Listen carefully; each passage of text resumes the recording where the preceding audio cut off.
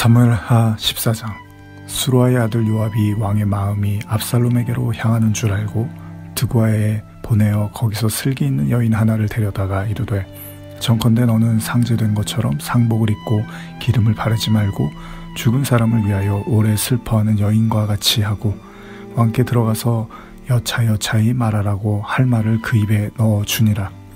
드고아 여인이 왕께 고할 때에 얼굴을 땅에 대고 엎드려 가로되, 왕이여 도우소서. 왕이 저에게 이르되, 무슨 일이냐? 대답하되, 나는 참 과부이니이다. 남편은 죽고 아들 둘이 있는데 저희가 들에서 싸우나 말려줄 사람이 아무도 없으므로 저가 이를 쳐 죽인지라. 온 족속이 일어나서 왕의 계집종 나를 핍박하여 말하기를, 그 동생을 죽인 자를 내어놓으라. 우리가 그 동생 죽인 죄를 갚아 저를 죽여 사자 될 것까지 끊겠노라 하오니, 그러한즉 저희가 내게 남아있는 숯불을 꺼서 내 남편의 이름과 씨를 세상에 끼쳐두지 아니하겠나이다.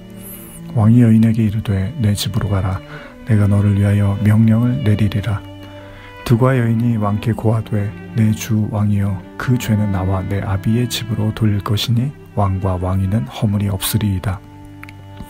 왕이 가로되, 누구든지 내게 말하는 자를 내게로 데려오라.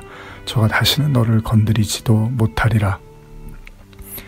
여인이 가로되, 정컨대 왕은 왕의 하나님 여호와를 생각하사 원수 갚는 자로 더 죽이지 못하게 하옵소서. 내 아들을 죽일까 두려워하나이다. 왕이 가로되, 여호와의 사심을 가리켜 맹세하노니 내 아들의 머리카락 하나라도 땅에 떨어지지 아니하리라. 여인이 가로되, 청컨대 계집종을 용납하여 한 말씀으로 내 주 왕께 엽줍게 하옵소서. 가로되, 말하라.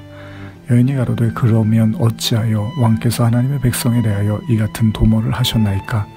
이 말씀을 하셨으니 왕께서 죄 있는 사람같이 되심은 그 내어 쫓긴 자를 집으로 돌아오게 아니하심이니이다. 우리는 필경 죽으리니 땅에 쏟아진 물을 다시 모으지 못함 같을 것이오나 하나님은 생명을 빼앗지 아니하시고 방책을 베푸사 내어 쫓긴 자로 하나님께 버린 자가 되지 않게 하시나이다. 이제 내가 와서 내 주 왕께 이 말씀을 엿줍는 것은 백성들이 나를 두렵게 함으로 계집종이 스스로 말하기를, 내가 왕께 엿주면 혹시 종에 청하는 것을 시행하실 것이라. 왕께서 들으시고 나와 내 아들을 함께 하나님의 산업에서 끊을 자의 손에서 종을 구원하시리이다 함이니이다.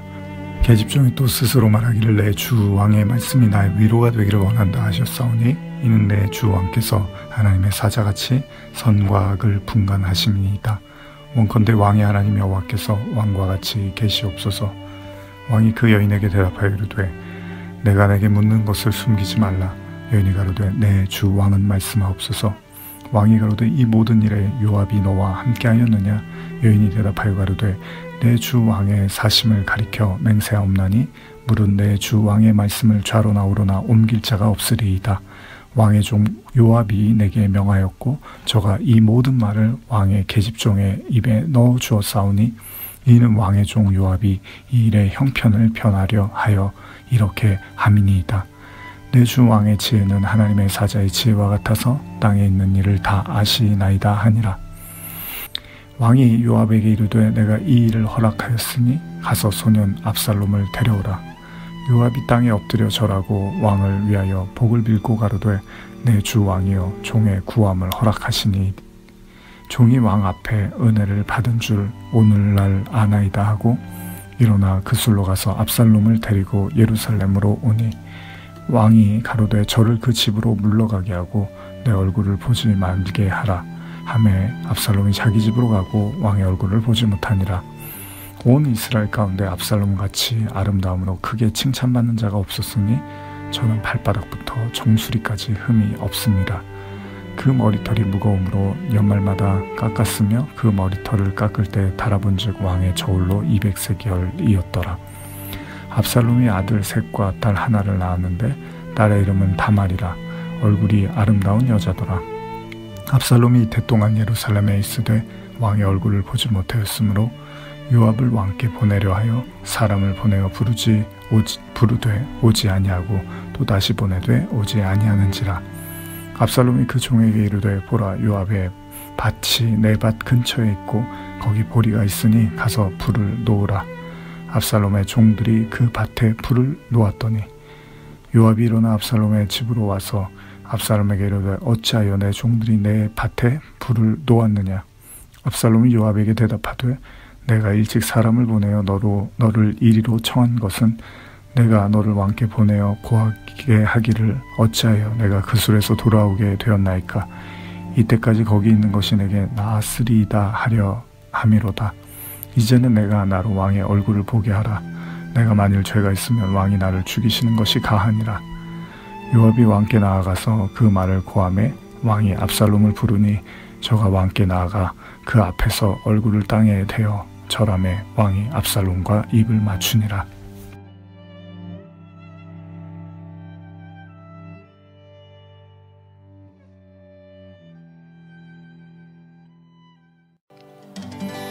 주님과 같이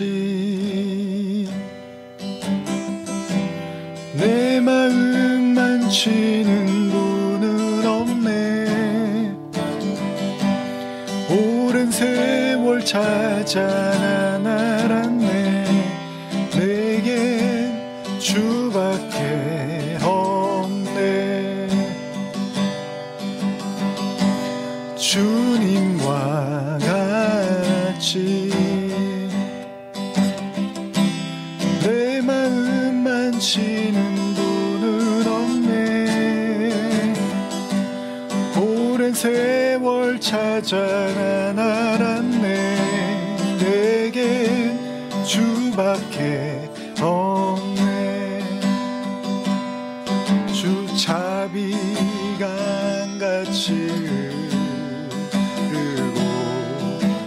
손길 치료하네.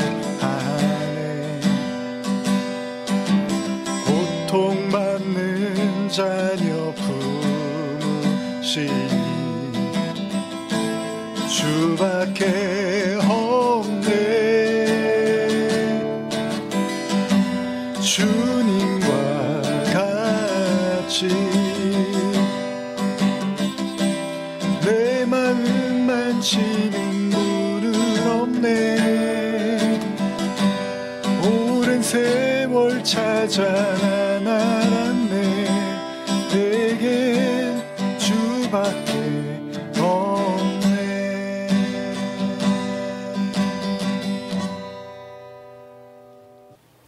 자, 오늘은 사무엘하 14장 말씀을 함께 우리가 들었는데요. 같이 또 묵상하며 나누기를 원합니다. 잠깐 기도하시겠습니다. 하나님 아버지 감사합니다. 수요일을 맞이해서 계속되는 사무엘하 말씀을 통해서 우리 자신을 들여다봅니다. 지난주에 또 다윗 그리고 그의 아들들의 모습을 통하여 죄가 어떻게 역사하고 작용하는지에 대해서 또 나누며 또 좀 더 겸허하게 겸손하게 우리 자신을 들여다보는 시간 가졌습니다. 오늘도 계속해서 그러한 가운데서도 또 베푸시는 하나님의 은혜와 사랑을 또 발견하게 하시고 더욱더 하나님을 의지하는 또 오늘 시간 되게 하여 주시옵소서. 예수님의 이름으로 기도합니다. 아멘. 지난 시간에 우리가 사무엘하 13장 말씀을 나눴었는데요.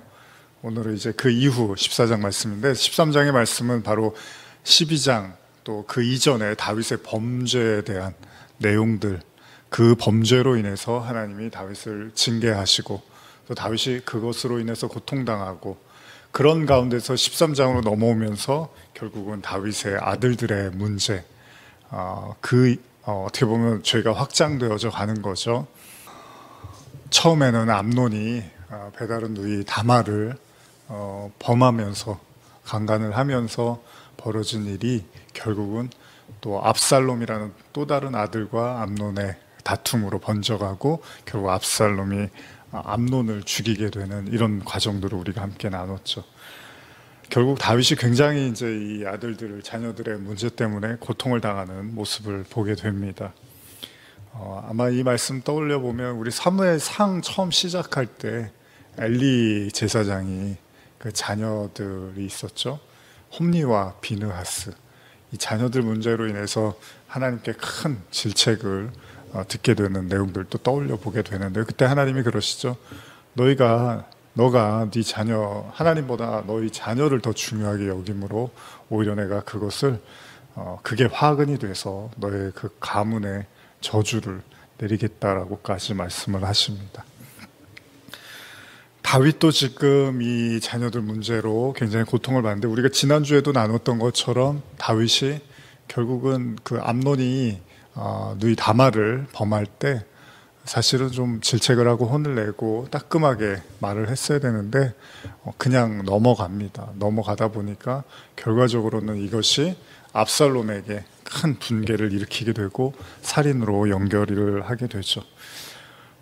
어떤 부분에서는 우리가 하나님의 절대적인 죄인과 같은 우리들에 대한 사랑에 대한 메시지도 담겨 있다고 볼 수 있겠지만, 그러나 하나님이 무작정 우리를 사랑하신다고 해서 죄에 대해서 아무것도 묻지 않고 그냥 다 넘어가시는 분은 아니라는 겁니다. 하나님이 다윗에게 나단을 보내시고 경고하셨던 것처럼 우리에게도 우리의 삶을 통해서 여러 가지 형태로 우리의 죄를 깨닫게 하시고 돌아보게 하시고 또한 뉘우치게 하신다는 겁니다. 이 부분에 있어서는 다윗이 어쩌면 그 가르침을 게을르게 하지 않았던 것이 아닌가. 너무나 암논을 왕위를 계승할 아들이라고 그냥 오냐오냐 했던 건 아닌가라는 또 생각을 해보게 되는 거죠. 어쨌든 그 이야기들을 좀 계속 나가고자 하는데요. 지난 시간에 이어서 현대어 사무엘하 13장 말미를 좀 읽으면서 오늘 또 시작을 해보고 싶습니다. 13장 37절 이하입니다. 압살롬은 이스라엘에서 갈릴리 호수 동쪽으로 도주하여 아람 족속의 나라 그술 왕 달메에게로 갔다. 달메는 암미훌의 아들로 다윗의 외할아버지였다. 다윗은 왕세자인 암논이 죽자 슬픈 나날을 보냈다. 이렇게 3년이 지나자 다윗은 암논이 죽은 것에 대해서도 마음이 어느 정도 진정되었고 그술에 가서 돌아오지 않는 압살롬에 대해서도 차츰 노기를 풀게 되었다. 이렇게 이제 마무리가 되고 있습니다. 압살롬은 도망가고 다윗은 괴로워하다가 또 시간이 지나니까 암논이 죽은 거에 대해서도 마음이 아프고 또 압살롬도 어쨌든 간에 자기 아들이니까 조금씩 그 화가 풀어져 갔을 것입니다. 그러면서 이제 오늘 14장의 본문이 시작을 하는데요. 한번 이것도 계속 현대어로 읽어보겠습니다. 그술왕 달메에게로 도주하여 3년 동안 아무 소식이 없자 다윗은 그 아들을 그리워하게 되었다. 요압 장군은 왕의 마음이 이렇게 변하자 그것을 눈치채고 좋은 묘책을 꾸며냈다. 그래서 요압이 등장을 합니다. 다윗이 어떻게 보면 충신과 같은 요압 장군이었는데요. 다윗은 죽은 사람에 대하여 어쨌든 냉철한 판단을 내리고 단념이 빨랐기 때문이다. 예루살렘에서 남쪽으로 9km쯤 떨어진 언덕 위에 마을에는 슬기로운 여인이 한 사람 살았는데 요압은 그녀를 데려다가 이렇게 시켰다. 그대는 가족이 죽어서 슬퍼하는 여인처럼 몸에 상복을 입고 얼굴에 화장도 하지 말고 머리에 기름도 바르지 말고 이미 오랫동안 죽은 사람을 슬퍼하며 수척해진 여인처럼 꾸미시오. 그런 다음에 임금님을 찾아가서 내가 이제 시키는 대로 그대의 억울한 사장을 호소하시오. 그리고 그는 그 여인이 왕을 찾아가서 해야 할 일과 말을 가르쳐 주었다.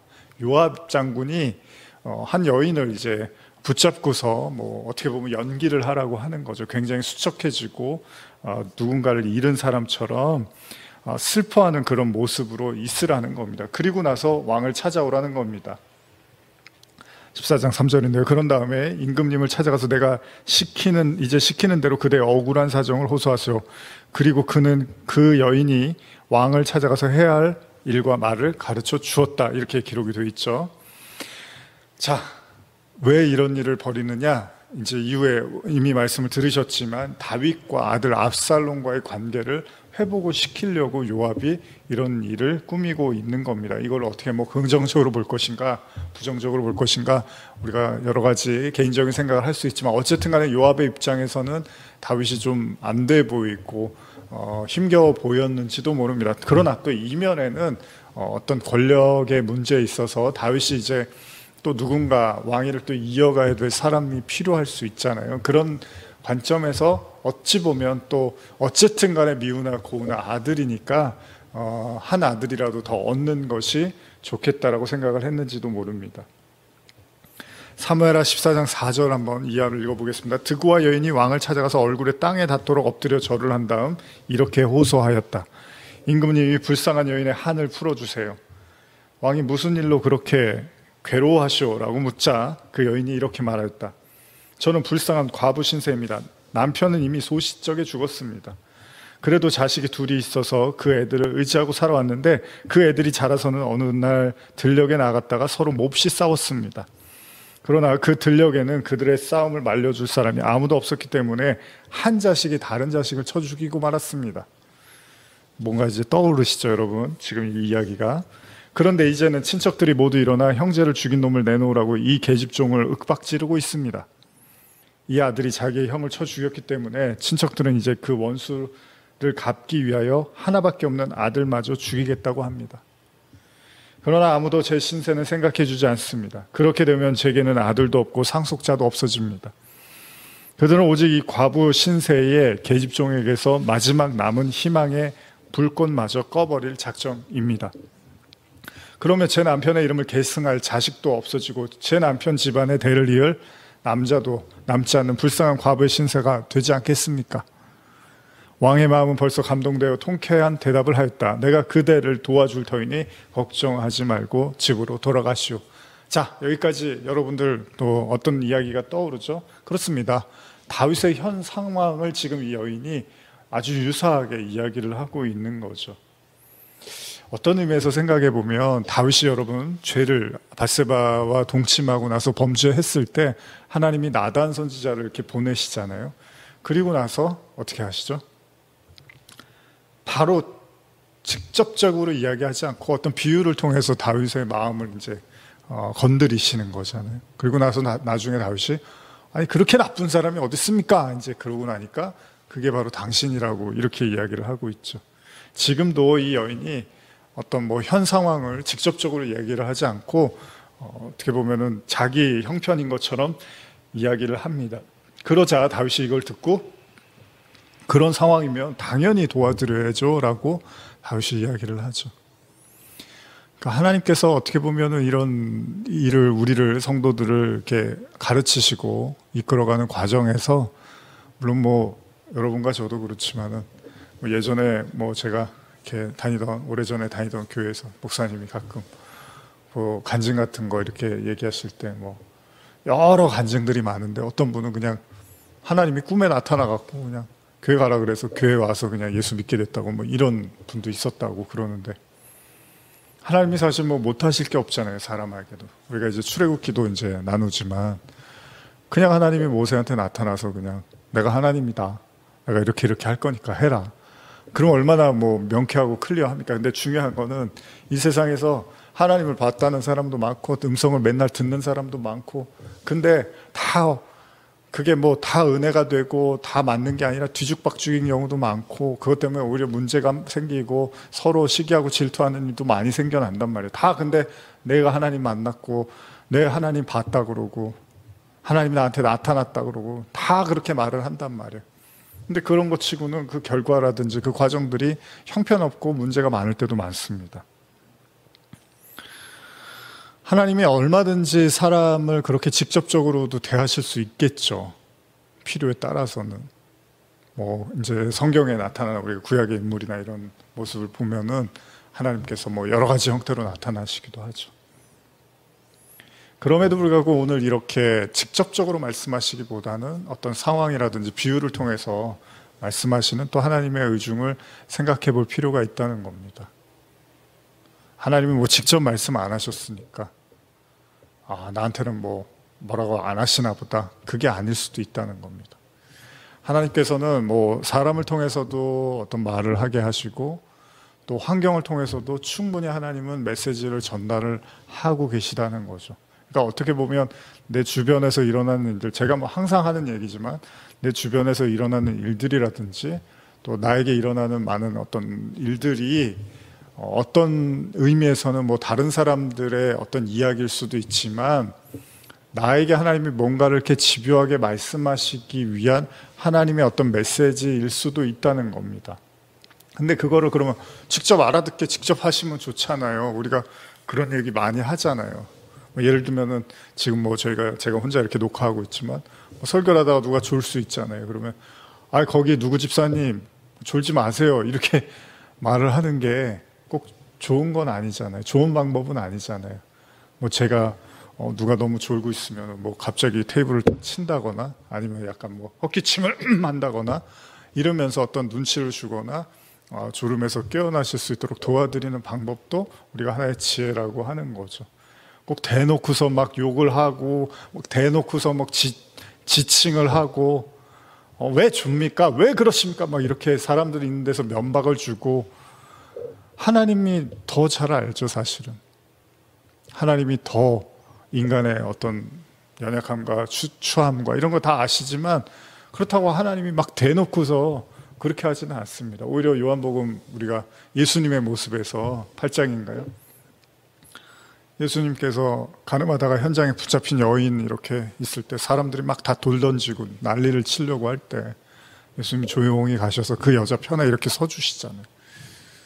그리고 나서는 그냥 이미 이제 죄 때문에 죽게 됐는데 아무것도 묻지를 않으시고 그냥 그 여인을 이렇게 보호하시는 그런 모습을 보게 되는 거죠. 하나님도 뭐 인격적인 하나님 이런 표현을 많이 이제 쓰기도 하지만 뭐 그 인격이라는 게 뭐 우리가 생각하는 사실 그런 차원의 인격만은 아니지만 어쨌든 그러나 또 하나님이 한 사람 한 사람을 또 소중하게 그가 아무리 또 잘못하고 죄를 졌다 하더라도 기회를 주시고 또 이렇게 어떤 상황을 통해서 은유적으로 여러 가지 상징을 통해서 말씀하시기도 한다는 겁니다. 그럴 때 우리가 그것들을 이렇게 주의 깊게 바라보고 살필 필요가 있다는 거예요. 물론 해도 안 되면 이제 하나님께서도 뭐 직접적인 메시지를 날리실 수 있겠죠. 뭐 예전에 어떤 목사님이 원로 이제 돌아가신 목사님이 가끔 설교하시다 그러시더라고요. 내가 양복 입고 점잖게 말할 때 말 들으시라고. 하나님도 그러시겠죠. 얘기하다가 안 되면 이제 뭐 다이렉트로 말씀을 하시겠죠. 어쨌든 간에 하나님은 이렇게 상황과 환경을 통해서 직접적인 메시지보다는 어떤 간접적으로 우리에게 말씀하시는 경우가 있다는 겁니다. 중요한 건 뭡니까? 그걸 통해서 항상 저와 여러분들은 나를 봐야 돼요. 나를. 내 자신을 봐야 되는 거예요. 나 자신을. 구원이라는 건 여러분 자신이 구원을 받는 거잖아요. 교회에 왜 나오고 말씀 왜 듣고 왜 뭐 헌금하고 왜 신앙생활 하십니까? 저 때문에 하시는 게 아니잖아요. 신앙생활은 여러분들 자신이 하나님께 나가기 위해서 구원받기 위해서 신앙생활을 하는 거잖아요.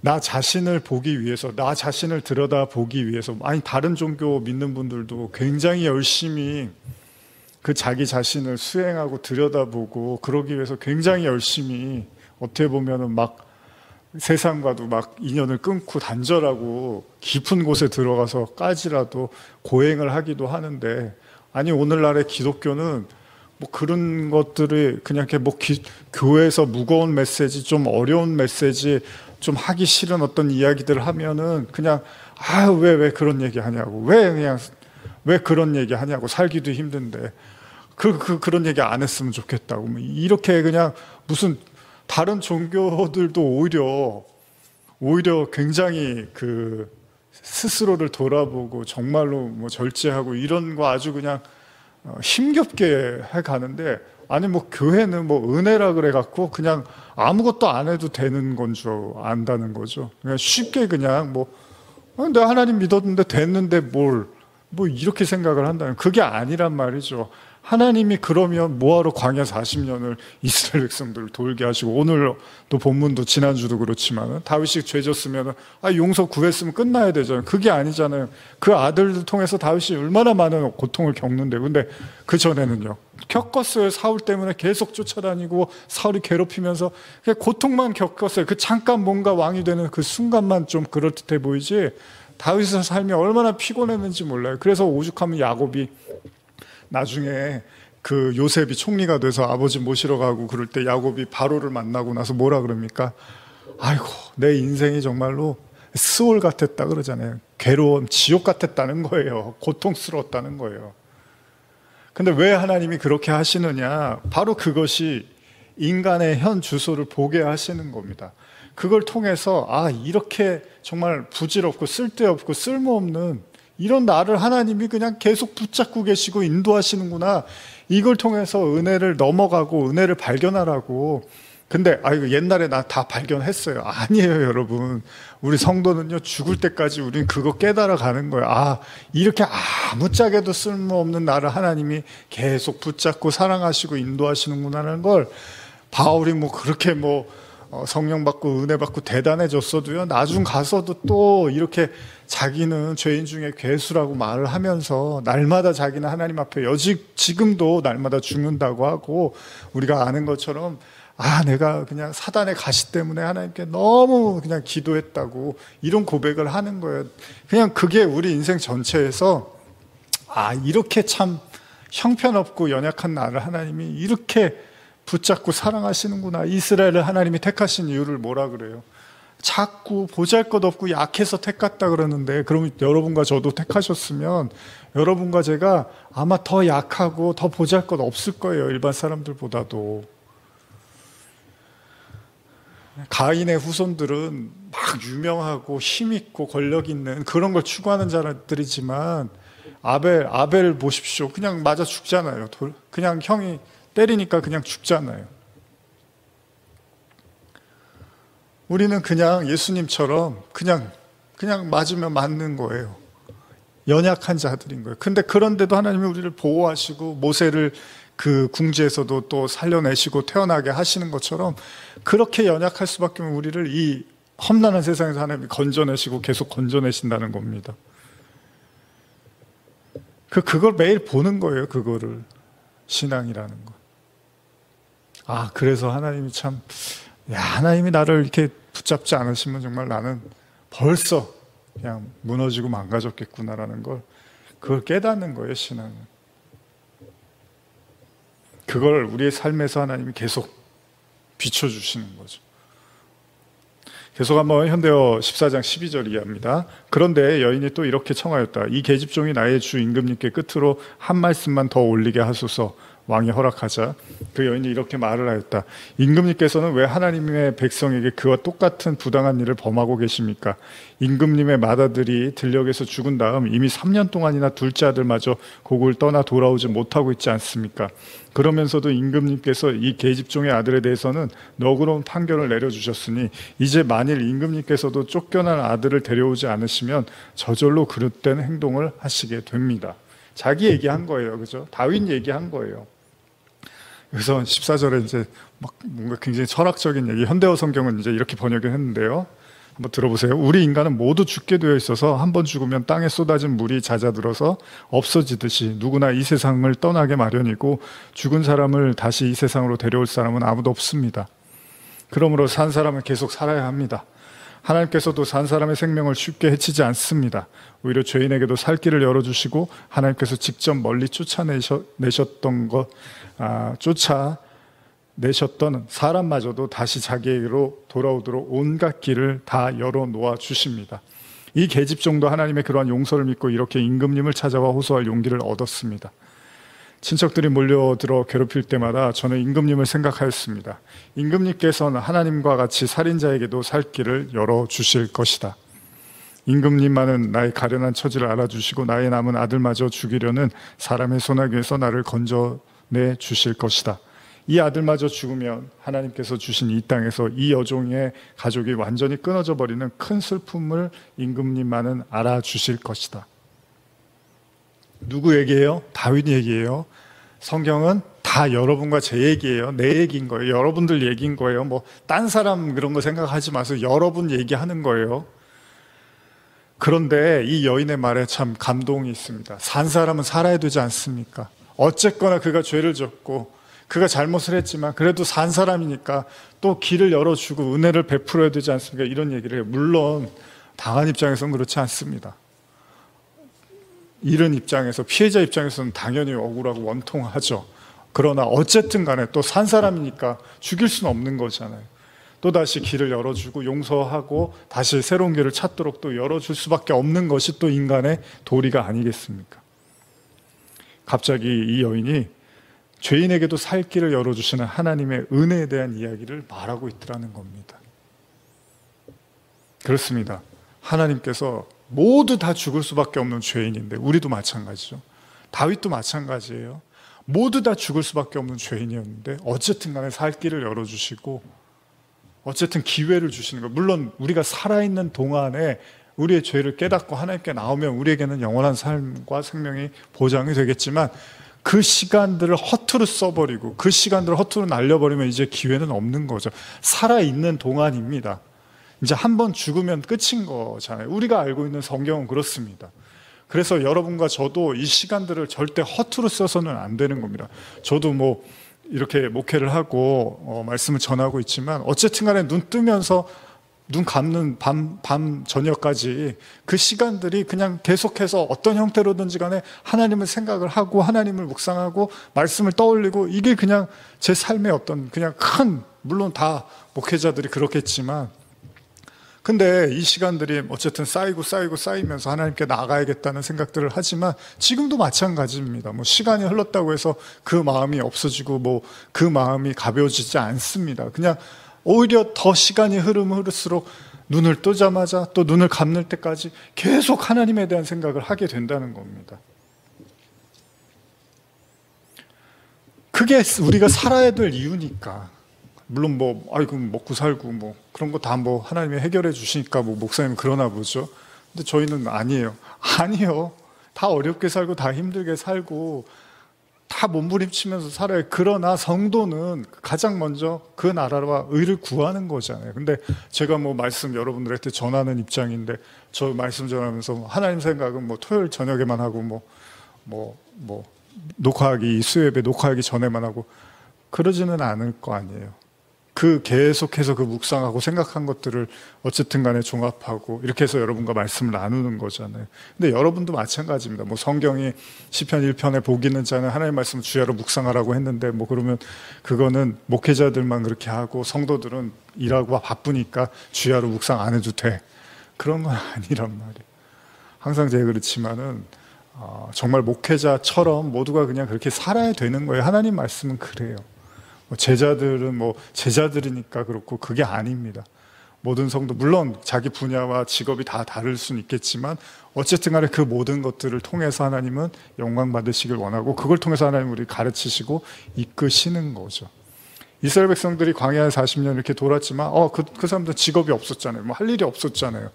그렇게 생각할 문제가 아니라, 저와 여러분들도 다른 직업과 다른 일들을 하고 있지만, 다른 처한 상황은 다르지만 여전히 하나님은 그 40이라는 시간 동안 우리를 훈련시키고 트레이닝하고 가르치신단 말이죠.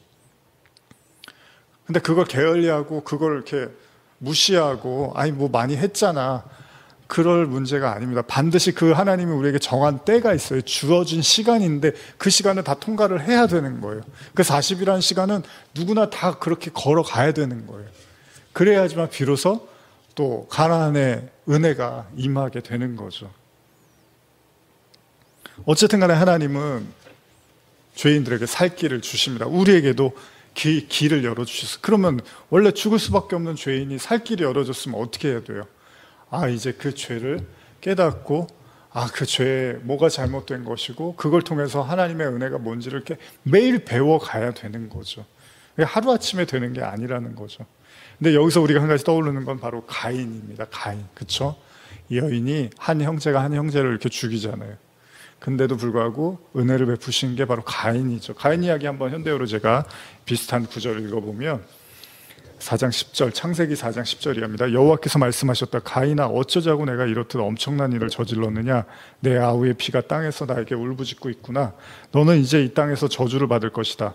더 이상 땅을 먹고 살지 못할 것이다. 내가 아우 아벨을 죽일 때에 땅이 입을 벌려 그의 피를 받아들인 까닭이다.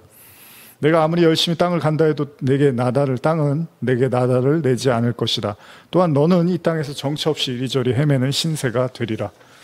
그러자 가인이 여호와께 여쭈었다. 너무 무서우니까요. 제게 내리신 벌이 너무나 무겁습니다. 어떻게 다 견뎌낼 수 있겠습니까? 그렇죠. 주께서는 이 몸을 이 땅에서 아예 몰아내시는군요. 또 주님의 낯도 보지 못하게 하실 생각이시군요. 이 몸은 어느 한 곳에도 발을 붙이지 못하고 정처 없이 헤매며 살아갈 것입니다. 누구든지 나를 만나는 사람마다 나를 죽이려고 할 것입니다. 너무 이제 겁에 질린 거예요. 자기가 지은 죄가 이제 크다는 건 알았는데 그걸 감당하기에는 이제 너무나 고통스러운 거죠. 그러자 여호와께서 대답하셨다. 그건 걱정하지 말아라. 그렇게 되지 않도록 해주겠다. 혹시라도 너를 죽이려는 사람이 있다면 그에게 7배나 무거운 벌을 내리겠다. 여호와께서는 가인이 죽임을 당하지 않게 하시려고 가인의 몸에 표를 찍어 주셨다. 이 얘기예요. 놀라운 얘기죠. 너를 죽이려고 한다면 내가 가만히 안 놔둘 거야. 그에게 7배나 무거운 벌을 줄 거야. 그러면서 표를 줬다는 거예요. 뭡니까?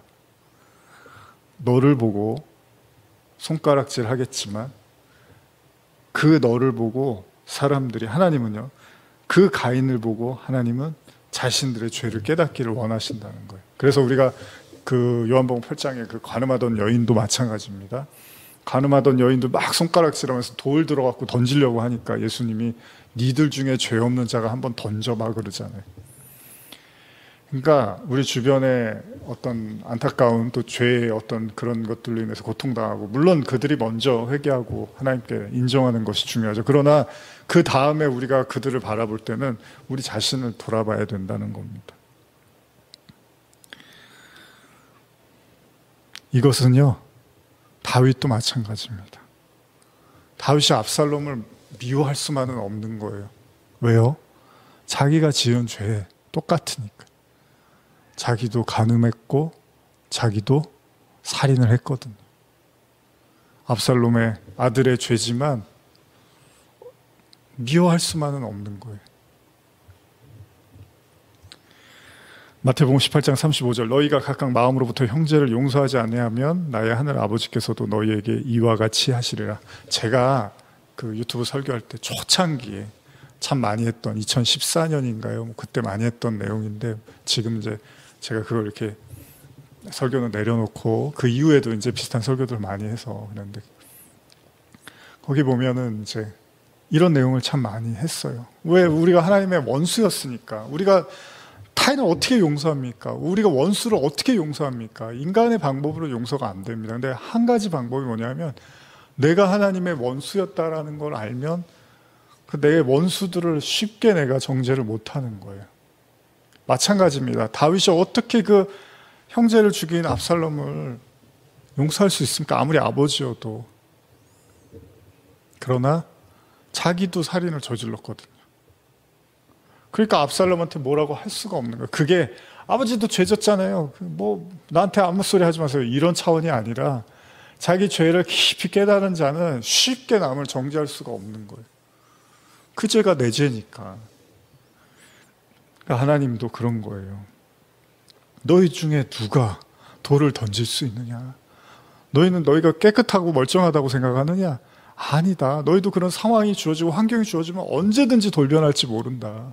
나는 다 안다.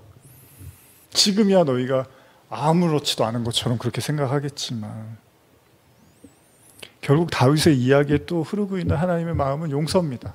처음에도 다윗이 사울을 용서했던 것처럼 지금도 하나님은 또다시 용서를 가리키는 거예요. 근데 그때는 다윗이 크게 잘못한 게 없었어요. 사울을 용서할 때는 오히려 피해자였어요. 근데 지금은 자기가 가해자이기도 했어요. 그러니까 이제 더 뼈저린 용서를 배우는 거예요. 진짜 용서. 아, 내가 착해서 용서하는 게 아니라, 사울 용서할 때만 해도 그랬어요. 아, 나는 참 의롭고 하나님이 선택하시고 기름 부음 받은 정말 나는 모범적인 사람이니까 이렇게 내가 용서도 하는 거야 라고 생각했는지도 몰라요. 근데 지금은 그런 용서가 아니라, 그렇지, 나도 살인자고 나도 가늠한 사람인데, 그렇지, 이런 나를 하나님이 용서하셨으니 내가 어찌 압살롬을 미워할 수 있겠느냐. 진짜 용서를 배우는 거죠. 그렇습니다. 다윗은 이제 하나님의 마음으로 진짜 죄인을 받아들이려고 하는 거죠. 사무엘하 14장 19절에서 23절입니다. 왕이 물었다. 요압이 그대에게 이런 일을 시켰어. 여인이 대답하였다. 임금님, 사실입니다. 임금님 앞에서는 진실로 어느 것도 숨길 수가 없습니다. 요압 장군이 제게 해야 할 말과 해야 할 일을 가르쳐주면서 저를 임금님께로 보냈습니다. 요압이 이런 요구를 느닷없이 임금님께 올리지 않기 위하여 이런 연극을 꾸며주었으나, 임금님께서는 하나님의 천사와 같이 슬기로우셔서 세상에 있는 모든 일을 환히 다 아십니다. 그러자 왕은 요압에게 이런 명령을 내렸다. 내가 그대의 청을 받아들이기로 결심하였소. 이제 가서 내 아들 압살롬을 다시 데려오시오. 요압이 얼굴을 땅에 대고 엎드려 절을 하면서 다윗에게 아뢰었다. 임금님께서 이 종의 간청을 들어주시니 이 종이 임금님의 총애를 입은 줄 이제야 알겠습니다. 요압은 그술로 가서 다시 압살롬을 다시 예루살렘으로 데려왔다. 이제 마무리를 하면서 성도의 삶을 생각해 봅니다. 그렇습니다. 성도의 삶은 하나님의 은혜를 받은 죄인의 삶을 경험하는 동시에 이제 하나님의 은혜도 베풀어야 되는 자들이라는 겁니다. 물론 압살롬이 그 아버지의 마음을 다 헤아리고 아버지께 순종하고 나가면 좋겠지만 나중에도 아시지만 이제 압살롬은 다윗의 적이 돼서 나타나죠.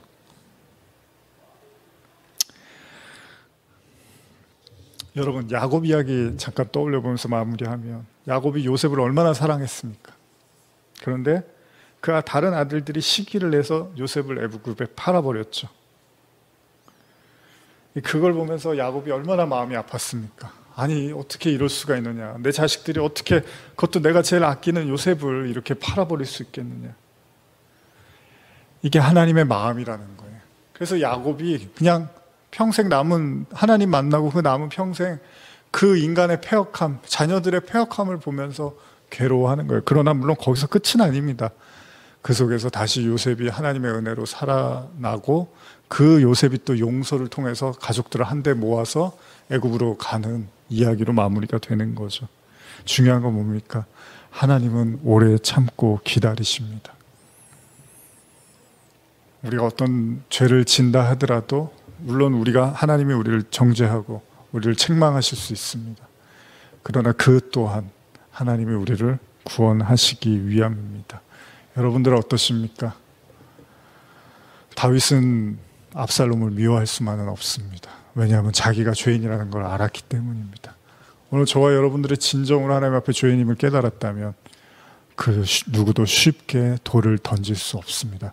만약에 자신 있게 돌을 던지는 사람은 그 1만 달란트의 비유를 떠올려 볼 필요가 있습니다. 그 비유의 마지막, 자기가 1만 달란트를 용서받았는데도 100데나리온을 빚진 자를 흔드는 그 사람은 임금이 말합니다. 다시 오게 보내서 한 푼이라도 다 갚을 때까지 못 나오게 하라고. 오늘 하나님의 깊은 용서가 우리 안에 깊이 또 흐르기를 소원합니다. 우리 찬양하면서 또 오늘 말씀을 묵상하며 나아가겠습니다. 주님과 같이 내 마음 만지는 분은 없네. 오랜 세월 찾아 난 알았네. 내겐 주밖에 없네. 주님과 같이 내 마음 만지는 분은 없네. 오랜 세월 찾아 난 알았네. 내겐 주밖에 없네. 주자비강같이 우리는 필경 죽으리니 땅에 쏟아진 물을 다시 모으지 못함 같을 것이오나 하나님은 생명을 빼앗지 아니하시고 방책을 베푸사 내어 쫓긴 자로 하나님께 버린 자가 되지 않게 하시나이다. 주밖에 없네. 주님과 같이 내 마음 만지는 분은 없네. 오랜 세월 찾아 난 알았네.